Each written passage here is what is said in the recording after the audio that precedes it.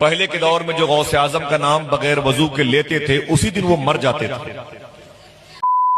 حاضرین محترم، سرکار غوث پاک کے تعلق سے ایک روایت آج کل بہت مشہور ہو رہا ہے اور بہت لوگ اس کو وائرل کر رہے ہیں، اس لیے کہ ہندوستان کے بہت ہی مشہور و معروف خطبہ حضرات اس روایت کو اپنی تقریروں میں بیان کر رہے ہیں۔ اب وہ روایت کیا ہے؟ وہ روایت یہ ہے کہ سرکار غوث پاک کا کوئی بغیر وضو نام لیتا تھا تو وہ مر جاتا تھا، تو اللہ کے نبی صلی اللہ علیہ وسلم نے سرکار غوث پاک سے فرمایا، اے غوث پاک میری امت پر رحم کرو، تو سرکار غوث پاک نے فرمایا اب آج کے بعد سے کوئی نہیں مرے گا۔ یہ روایت ہندوستان کے مشہور و معروف علماء خطبہ بیان کر رہے ہیں۔ ناظرین، حالانکہ ایسا نہیں ہے، آج کل بڑی بے باکی ہے کہ اس طرح کی باتیں عوام کے سامنے لوگ بیان کر کے واہوائی لوٹ رہے ہیں۔ مان لیا اگر کسی بزرگ نے اس تحریر کو، اس روایت کو کتابوں میں لکھ بھی دیا ہے تو اس روایت کو ہمیں برسر اسٹیج بیان نہیں کرنا چاہیے۔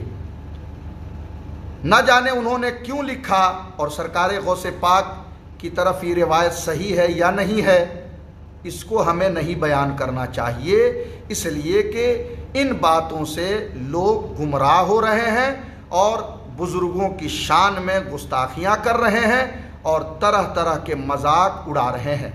اس لیے میرا ویڈیو بنانے کا مقصد صرف یہ ہے کہ اگر یہ ویڈیو ان حضرات تک پہنچ جائے تو ان حضرات کی بارگاہ میں مؤدبانہ گزارش کرتا ہوں کہ اس طرح کی باتیں تقریروں میں بیان نہ کریں، اور اگر آپ سن رہے ہیں یہ حضرات اگر آپ سے ملیں تو آپ بھی مؤدبانہ گزارش کریں کہ اس طرح کی روایتوں کو تقریروں میں بیان ہرگز نہ کریں۔